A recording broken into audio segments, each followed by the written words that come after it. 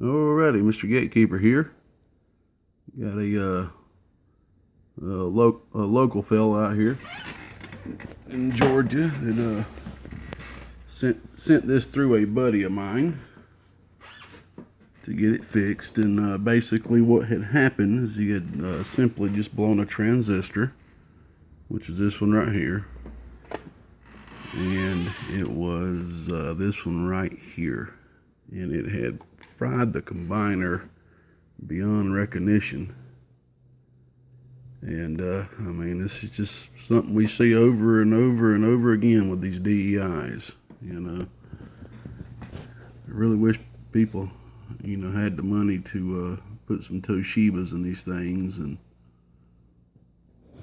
but it is quite expensive, $65 a transistor. And now we have another option, which are the HGs, which are definitely way more rugged than the DEIs. And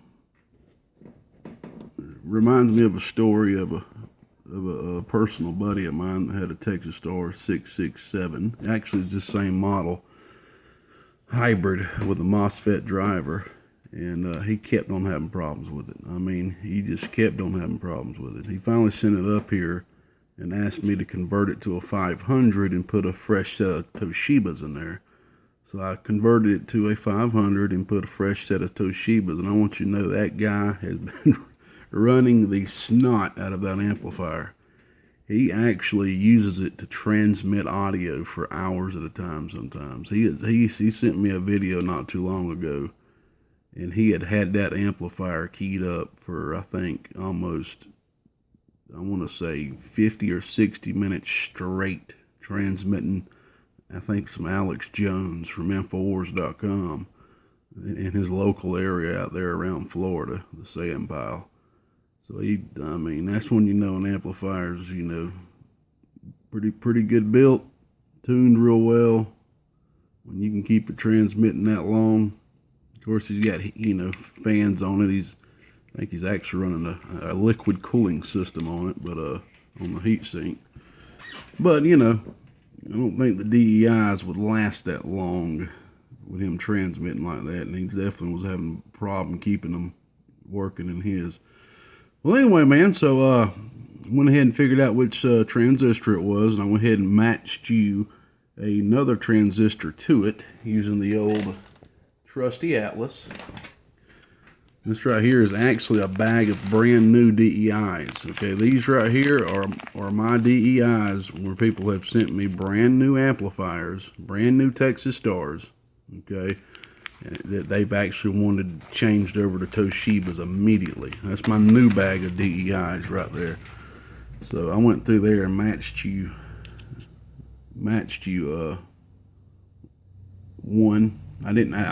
I thought I was going to have to take them both and get you two matched ones, but actually I found one in the bag right here that matched perfectly to the one that was still good. So it's good to go. All right, we did a power wire upgrade for you. Shout out to Mr. 409 Mud Duck on that. He done the power wire upgrade.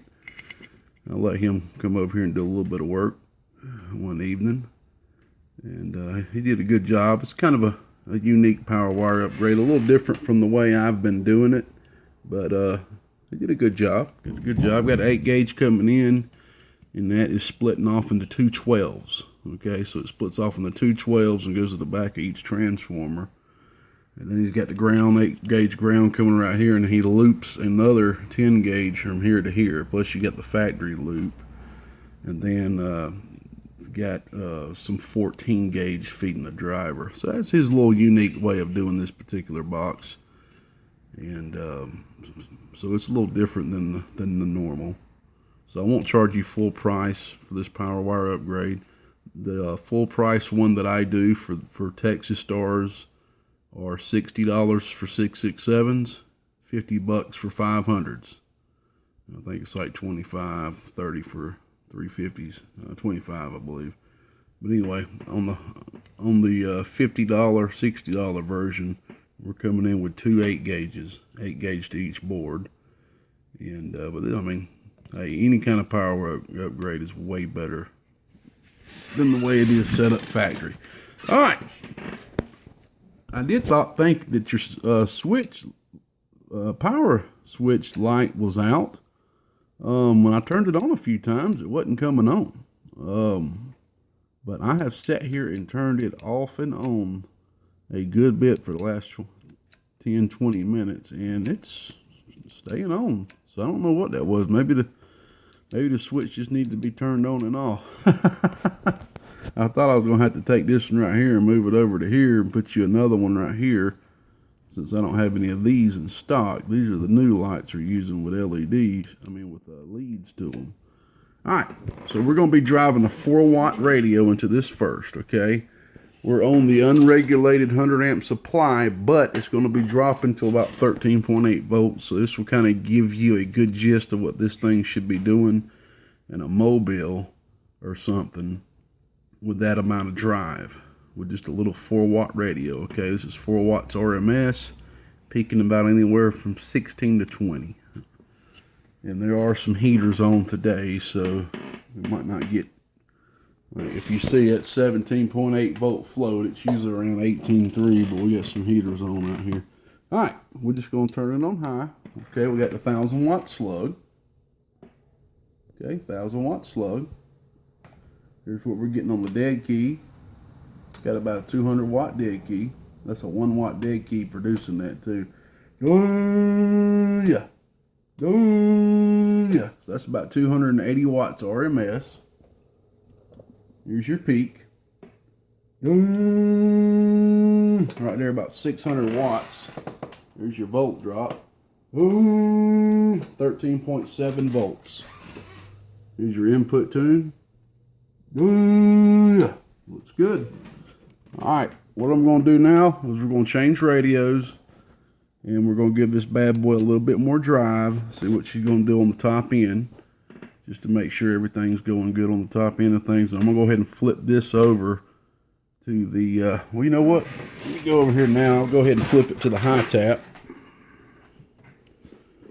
and we will hit it one more time on the bench radio before we switch over to my hot radio.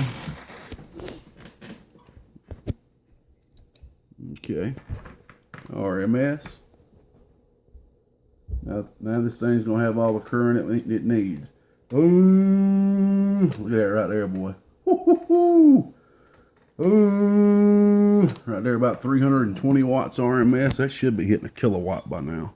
Should be. Close, about 800 watts. Close.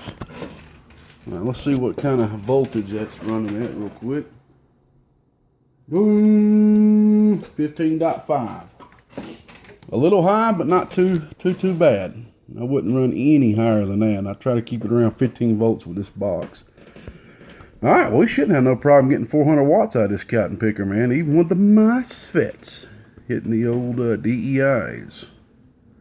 Can't promise you how long the box is going to last with the DEIs, but, you know, just try to run it easy, respectfully, keep it good and cool. That's about the only thing you can do. I say if you have any more problems with it, brother, see if you can't get it back to me, get some Toshibas put in this bad boy, or some HGs at least. All right, give me 1 second. I'll hook up my hot radio, and we'll see what this thing really can do when you unwind and throw some real drive into it. We'll be back. Alrighty, we got the hot radio hooked up. Now we're going to be driving with 8 watts RMS, which is too much drive for this. I do not recommend running this much power into this particular amplifier. This is a unregulated AB bias linear amplifier. You know, you don't want to overdrive it, but the reason I do this, what I call quick burps, is I just want to show that the gain is there. I want to show that the amplifier is working properly and that the output power is there. All right. RMS, 1,000 watt scale.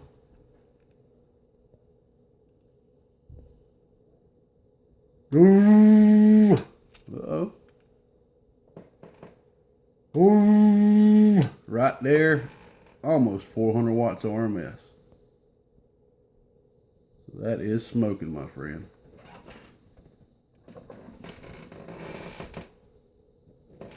see if I can't get this thing to focus.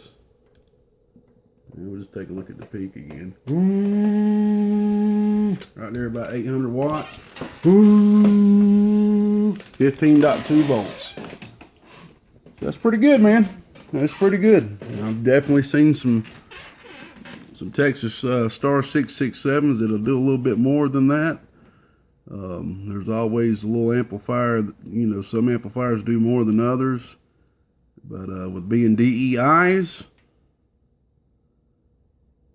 and with MOSFETs driving them, 2 520s, 800 watts peak, almost 400 bird. I'll say about 380 watts RMS. She's working the way she should, man. That's good for some DEIs, no doubt about that. So we got her all sewed up, man. I appreciate your patience, man. I know you probably was getting a little impatient with me. I apologize about that, but it's just I got so much work to do. Only one person here. I do what I can. I do it quick as I can, but just try to keep the quality the same. You know what I'm saying? I can't work quicker and make my quality less. I just cannot do that. So I just do my best. And got somebody that's gonna start helping me a little bit now with a couple of things, kind of help speed things up a bit. So yeah, man, I got some good things coming around the corner. So I'm just going to keep at it and keep doing this thing. Everybody just keep being patient with me as much as you can. Don't hold nothing against me. Old Gatekeeper said that out here around the northeast end of Georgia. A whippersnapper. Shout out to you, big brother. All right, we out of here. 73. Gatekeeper's gone. Bye-bye.